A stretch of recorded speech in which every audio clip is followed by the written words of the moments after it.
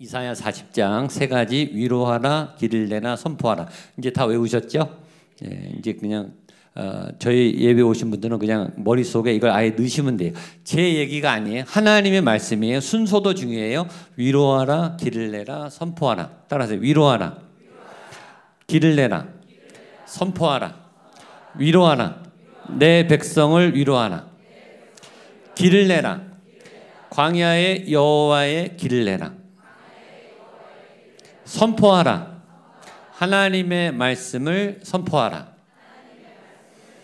네, 처음에 마음을 열어야 돼요. 여러분 누굴 만나면 마음을 헤아려야 돼요. 이 사람이 왜 저런 행동을 하는지, 왜 이렇게 마음이 다쳤는지, 왜 이렇게 상처가 많은지. 그 상처를 만지는 위로를 먼저 하셔야 돼요. 칭찬과 격려를 먼저 하셔야 돼요. 그 다음에 길을 내야 돼요. 그리고 메시지를 그 다음에 전하면 돼요. 필요한 메시지는. 메시지는 맨 마지막에 제일 중요하니까. 메시지가 들어가야 되니까 위로하고 길을 내는 게 중요한데 오늘은 선포하라. 자, 6절로 9절 말씀 읽었지만 우리 한 번 더 읽겠습니다. 6절로 9절 시작. 말하는 자의 소리여 이르되 외치라. 모든 육체는 풀이요 그의 모든 아름다움은 들의 꽃과 같으니 풀은 마르고 꽃이 시들면 여호와의 기운이 그 위에 붐이라. 이 백성은 실로 풀이로다. 풀은 마르고 우리 하나님의 말씀은 영원히 서리라 하라. 아름다운 소식을 시온에 전하는 자여 너는 높은 산에 오르라. 아름다운 소식을 예루살렘에 전하는 자여 너는 힘써 소리를 높이라. 두려워하지 말고 소리를 높여 유다의 성읍들에게 이르기를 너희의 하나님을 보라 하라. 아멘. 교회의 기초가 말씀. 오늘 주제가 말씀이에요. 말씀. 교회의 기초. 하나님이 말씀이시죠. 말씀은 생명 그 자체고 하나님 그 자체이면서 동력. 자동차에 동력이 있고 공장에 동력이 있고 가정에도 가정을 화목하게 하는 동력과 엔진이 있듯이 사람의 동력, 이 만물의 동력이 말씀이에요. 말씀이라고 하는 강력한 동력, 우리를 움직이게 하고 살아나게 하는 이 동력, 에너지, 말씀이에요. 제가 자주 했던 예화인데 필요해서 한 번 더 할게요. 2008년에 목동 제자교회에서 위대한 설교자 컨퍼런스가 있었어요. 전국에서 그때 목동 제자교회가 잘 알려지고 사역을 많이 할 때예요. 2008년 전국에서 1600명의 담임 목사님이 설교 컨퍼런스니까 설교를 잘 하시려고 설교를 배우려고 1600명의 주로 담임 목사님 전국에 그래서 목동 제자교회 1층, 2층 본당이 1600석인데 꽉 찼어요. 다 담임 목사님이. 강사 원데이 컨퍼런스인데 하루 컨퍼런스인데 강사 메인 강사가 이동원 목사님, 곽선희 목사님, 하용조 목사님, 이재철 목사님. 아주 한국에서 내노라는 설교의 대가들. 이동원 목사님, 곽선희 목사님, 이재철 목사님, 하용조 목사님. 저는 하용조 목사님 수행하러 따라갔었어요. 자, 주 강사도 담임 목사님, 그다음에 총중 1600명도 담임 목사님이.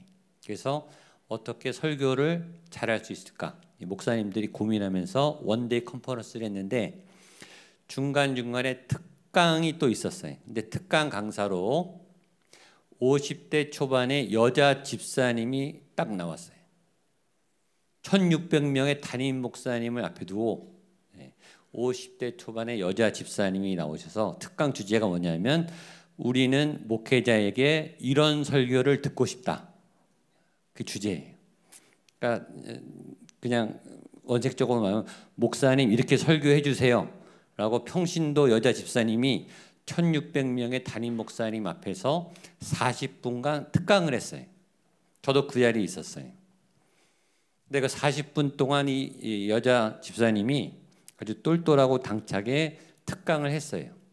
그리고 40분 후에 이 1600명의 목사님의 이 반응이 어땠냐면 숙연해졌어요. 일체 반발을 하지 못하게 이 여자 집사님이 딱 부러지게 얘기한 거예요.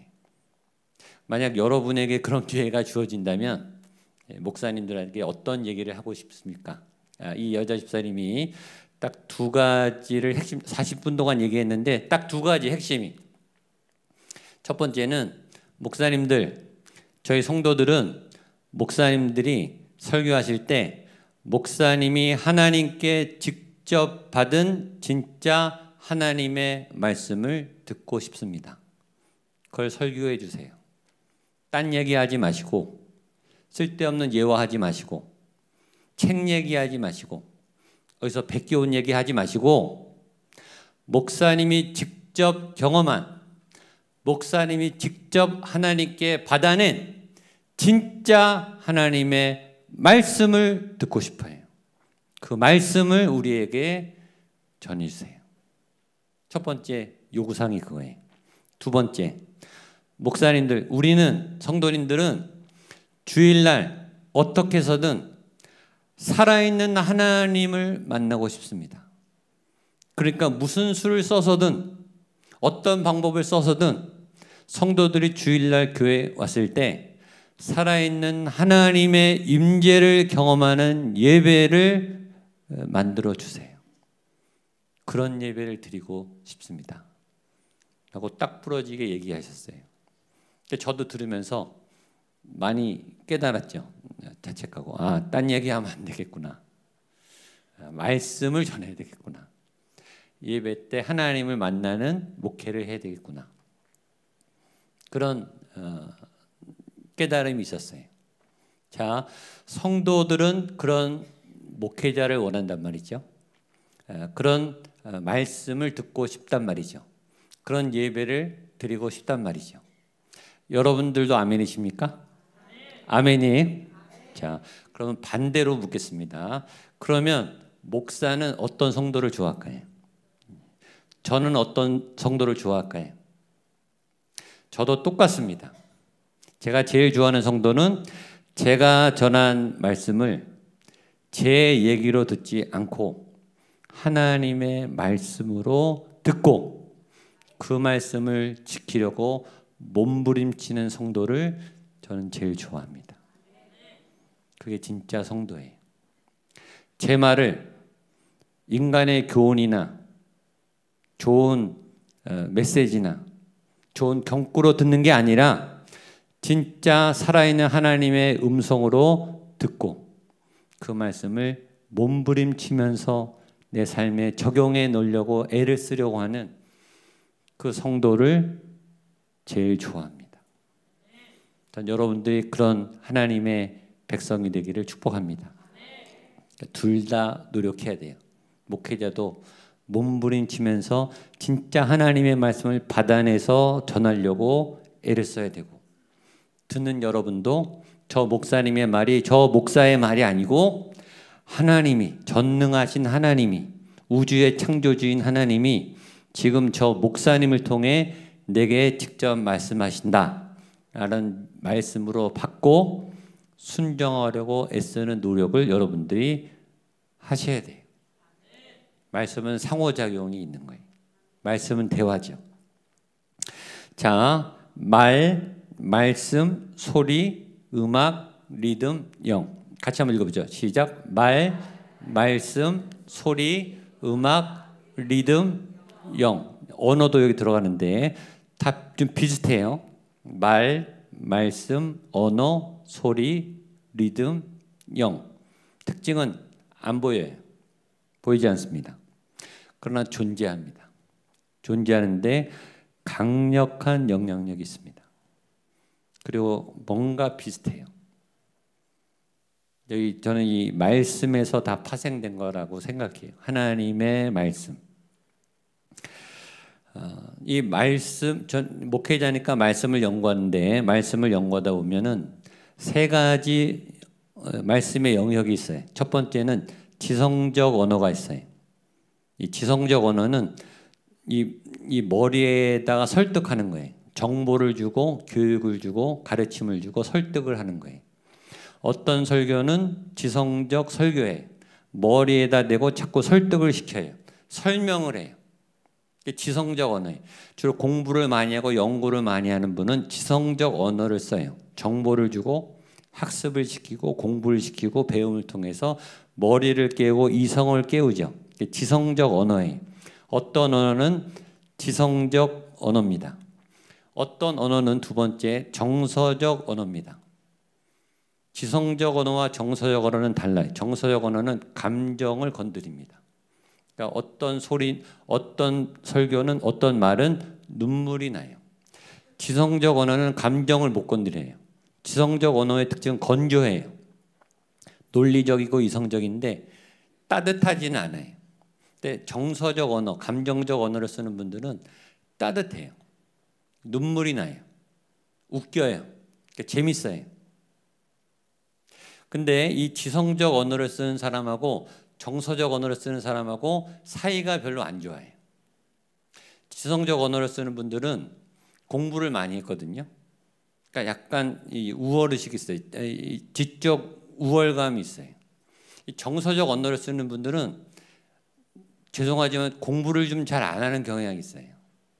눈물로 때우고 웃음으로 때우려고 하는 경향이 많아요.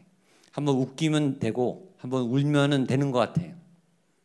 그래서 지성적 언어를 쓰는 분들이 감정적 언어를 쓰는 분들에게 너 너무 감정적이다. 공부 좀 해라. 이렇게 막 공격해요. 그럼 정서적 언어를 쓰는 분들이 가만히 있는가? 가만히 있지 않아요. 지성적 언어를 쓰는 분들에게 어떻게 얘기할까요? 네가 인간이냐? 이렇게 공격한다고요. 정서가 메마른, 눈물도 감정도 피도 눈물도 없는 사람, 이렇게 서로 싸운다고요. 근데 하나님이 우리에게 지성과 정서를 다 주셨어요. 그래서 두 가지 다 사용하셔야 돼요. 지성적이고 냉철하면서 따뜻하셔야 돼요. 감정, 마음을 읽어라. 위로하라. 내 백성을 위로하라. 마음에 닿도록 말하라. 그러니까 정서를 건드릴 언어를 쓰면서도 논리적이셔야 돼요. 다 준비하셔야 돼요. 그래서 세 번째 언어가 있어요. 세 번째 언어는 영의 언어예요. 세 번째 언어.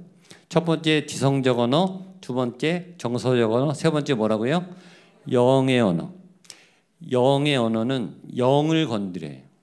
이건 지성과 정서와는 달라요. 어떤 언어는 영을 건드려요. 어떤 단어는 영을 건드려요. 어떤 목소리는 영을 건드려요. 어떤 음악은 영을 터치한다고요. 달라요. 지성에 터치하는 음악이 있고 정서적 흥분을 주는 음악이 있지만 영을 건드리는 음악이 따로 있어요. 스피릿이 있는 거예요. 제가 설명을 해볼게요. 다윗이 밧세바와 간음을 한 다음에 1년이 지난 다음에 아무도 몰랐어요. 은폐를 했어요. 다윗이. 나단이라는 선지자가 1년 후에 찾아왔어요. 그때가 다윗의 왕권이 최전성기, 절정이. 그러니까 다윗이 이제 전쟁에 안 나가도 될 만큼 그러다가 이제 범죄를 저지른 거죠. 다윗의 권세가 절정일 때, 다윗이 이스라엘 통치할 때 나라가 최고로 넓어졌을 때, 사울 시대보다 10배로 넓어졌을 때예요. 그러니까 최고의 막강한 권력을 가지고 있을 때예요. 다윗이. 그때 나단이 설교를 하러 다윗한테 갑니다. 어떤 설교를 하냐면 부자가 있고 가난한 사람이 있는데 부잣집에 손님이 왔는데 이 부자가 자기 재산도 많은데 가난한 사람의 하나밖에 없는 양을 뺏어다가 손님을 대접했다라는 설교를 합니다. 다윗이 이 설교를 안 들은 게 아니라 너무 잘 들었습니다. 생각하면서 들었어요. 누가 잘했고 누가 나쁘고 누가 억울하고 누구를 벌려야 되고 막 생각을 했어요. 지성적으로 들었다고요. 설교를. 그다음에 감정적으로 반응했어요. 분노가 일어났어요. 하나님이 다스리는 이 나라에 내가 통치하는 이 이스라엘 왕국에 이런 파렴치한 녀석이 있는가 내가 응징하리라. 내가 벌주리라고 화를 냈어요. 감정적으로 동요했어요. 그러나 그 설교는 다윗이 들었지만 제대로 들은 설교가 아니에요. 회개하지 않았거든요. 머리로 들었지만 회개는 안 일어났어요. 감정이 동요됐지만 회개는 안 일어났다고요. 그때 나단이 딱 한마디 합니다. 그가 바로 당신입니다. 그게 영의 설교예요. 그 짧은 설교, 그가 당신입니다 라는 그 짧은 한마디에 다윗이 1년 동안 은폐해왔던 그 죄의 갑옷이 퍽 하고 뚫렸어요. 다윗이 그 말을 듣자마자 꼬꾸라집니다. 그리고 회개해요. 하나님 앞에 참회하는 눈물의 회개를 합니다. 이게 영의 언어의 파워예요. 영적 언어는 그렇게 길지 않아요. 하지만 강력해요. 머리로 들었다고 아는 게 아니에요. 울었다고 되는 게 아니라고요. 우리의 삶의 변화는 영이 바뀔 때 바뀌는 거예요. 영이 터치될 때. 영이 터치될 때 치료가 일어나는 거예요. 영이 터치될 때 회개가 일어나는 거예요. 근데 말씀, 이 영의 언어는 영을 건드리는 거예요. 영을 살리는 거예요. 이게 말씀이라고요. 그러면 설교를 머리로 들으시면 안 돼요. 감정적으로 들으시면 안 돼요.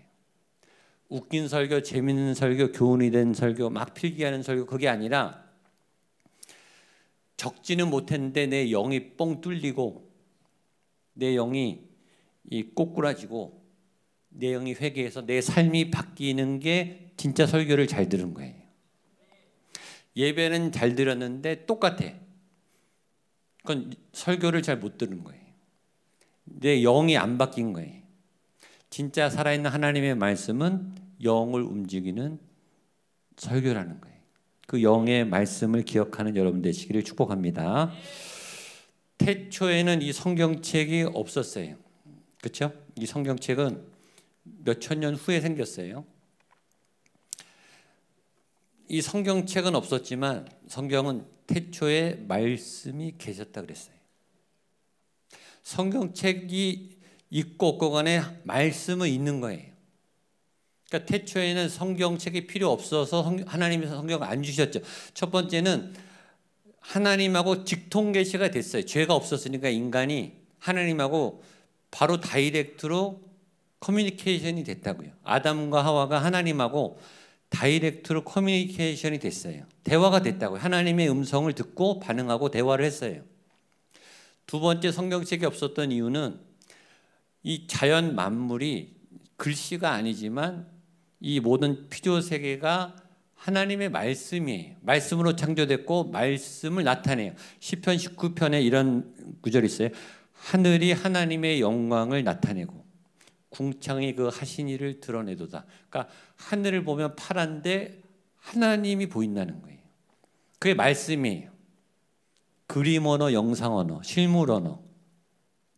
그러니까 태초에는 성경이 없어도 하나님을 읽을 수 있는 이 영적 세계가 있었어요. 그러다가 이 말씀이 왔죠.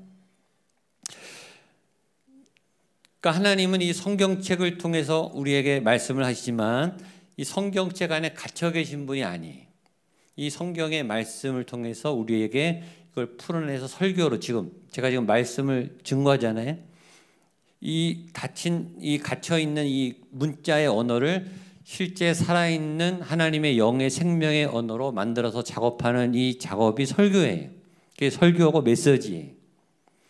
그러니까 이 설교는 목사만 하는 게 아니라 모든 하나님의 사람들이 다 할 수 있는 거예요. 여러분의 입을 통해서도 하나님이 말씀을 하실 수 있는 거죠. 하나님은 여러 통로를 통해서 말씀하세요. 잘못 이해하면 이단이 돼요. 조심하셔야 돼요. 성경 안에 계시된 하나님의 말씀을 풀어내는 거예요. 성경 안에 다 있어요. 그러나 성경 안에 갇혀 계시진 않아요. 하나님이. 성경 안에 역사하시지만 성경 안에 있는 것을 삶에 풀어서 하나님은 실제로 오늘 굉장히 다양한 모습으로 역사하신다고요. 그리고 하나님 앞에 여러분의 믿음을 올려드려서 오늘 살아있는 하나님의 말씀으로 받아들이는 게 말씀이에요. 오늘에게 주신 말씀으로 받으셔야 돼요. 이 성경의 기록 목적은 요한복음에 있는데 한번 보겠습니다. 요한복음 20장 31절입니다. 같이 보겠습니다. 시작. 오직 이것을 기록함은 너희로 예수께서 하나님의 아들 그리스도임을 믿게 하려 함이요 또 너희로 믿고 그 이름을 힘입어 생명을 얻게 하려 함이니라. 성경을 왜 썼는가? 그 이름을 힘입어 생명을 얻게 함이라. 성경은 생명책이에요. 생명을 얻게 하기 위해 성경을 쓴 목적은 하나님 우리에게 말씀을 주신 이유는 생명 때문이라고요. 근데 이 생명은 지금 내가 살아있는 이 생명하고 달라요. 질이 달라요. 성경에서 말하는 생명은 영원한 생명이에요. 죄진 생명이 아니에요. 성경에서 말하는 모든 생명, 하나님의 생명이라고 하는 말 안에는 죄를 이기는 생명, 강력한 생명, 아프지 않는 생명, 늙지 않는 생명, 죽어도 부활하는 생명, 부활 생명을 말해요. 그러니까 성경책은 생명책인데 이 생명책은 어떤 힘이 있냐면 죄를 이기는 힘이 있는 생명이라는 거예요. 죽어도 죽음을 이기는 생명이 있는 책이라는 거예요. 아주 강력한 능력이 있는 책이라는 거예요. 성경은 생명책인데 이 생명은 강력한 생명이에요. 오늘 지금 설교를 하잖아요. 이 말씀이 선포될 때 그 생명이 전달되는 거예요. 여러분의 죄를 이기고 질병을 이기고 현장을 이기는 말씀의 능력이 오늘 선포될 줄로 믿습니다. 자, 시간이 지나가서 오늘 말씀으로 들어갈게요. 6절과 9절 말씀 보겠습니다. 6절과 9절 시작. 말하는 자의 소리여 이르되 외치라. 대답하되 내가 무엇이라 외치리까 하니 이르되 모든 육체는 풀이요 그의 모든 아름다움은 들의 꽃과 같으니. 9절 아름다운 소식을 시온에 전하는 자여, 아름다운 소식을 예루살렘에 전하는 자여, 너는 힘써 소리를 높이라. 두려워하지 말고 소리를 높여 유다의 성읍들에게 이르기를 너희의 하나님을 보라 하라. 여기 말씀의 원리는 성경은 말씀은 선포하라는 거예요. 말씀을 어떻게 배우는가? 말씀은 말하면서 배우는 거예요. 언어는 기초가 말해야 배우는 거예요. 우리나라 사람들이 영어를 왜 못하나? 말을 안 하니까 못 배우는 거예요. 문법은 잘 알아요. 저도 영어를 10년 이상 배웠는데 영어를 잘 못해요. 말할 기회가 없어요.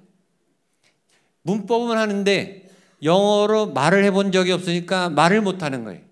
성경은 읽으면서 배우고 암송하면서 배우고 연구하면서도 배우지만 성경을 가장 빨리 배우는 방법은 성경을 말하면서 배우는 거예요. 그러니까 말씀을 자꾸 말하셔야 돼요. 말씀을 자꾸 선포하셔야 돼요. 말씀을 따라해야 말씀을 배워요. 말씀을 따라야 내 입에 하나님의 말씀이 들어와요. 그리고 내 안에 하나님의 능력이 임하는 거예요. 어떨 때? 선포할 때. 그러니까 소리를 내야 돼. 여기 말하잖아요. 너는 소리를 높이라. 입을 벌려서 말하라. 기도도 입을 벌려서 말하고 찬양도 소리를 내고 하나님이 소리를 주셨잖아요. 하나님이 말씀이 말을 하라고 하는 거예요. 그러니까 속으로 하지 말고 말씀으로 말하세요. 여러분의 말에 말씀이 담기기를 축복합니다. 자꾸 말하면 말할수록 말씀을 말할수록 내가 하나님을 배우게 돼요. 하나님을 경험하게 돼요. 하나님의 능력이 나타나게 돼요.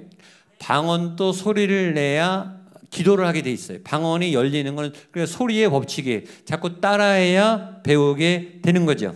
자, 에스겔 37장 8절 9절 보겠습니다. 에스겔 37장 시작. 또 내게 이르시되 인자의 너는 생기를 향하여 대언하라. 생기에게 대언하여 이르기를 주 여호와께서 이같이 말씀하시기를 생기야 사방에서부터 와서 이 죽음을 당한 자에게 불어서 살아나게 하라 하셨다 하라. 이에 내가 그 명령대로 대언하였더니 생기가 그들이 곧 살아나서 일어나 서는데 극히 큰 군대더라. 하나님이 에스겔에게 처음에 믿음이 있는지를 먼저 테스트하세요. 믿음이 먼저 있어야 돼요. 믿음이 있는 걸 보시고 인자야 사람아 너는 생기에 대해서 대언해라. 생기는 하나님의 생명이에요. 하나님의 말씀이라고요. 하나님의 생명, 죽음을 살리는 하나님의 기운, 하나님의 능력, 생기. 근데 생기는 태초부터 지금까지 단 한 번도 이 우주 공간에 꽉 차지 않은 적이 없어요. 아멘이죠. 하나님이 한 번도 사라지시거나 잠적하신 적이 없고 하나님의 생명은 만물에 지금도 충만하고 여기도 충만해요.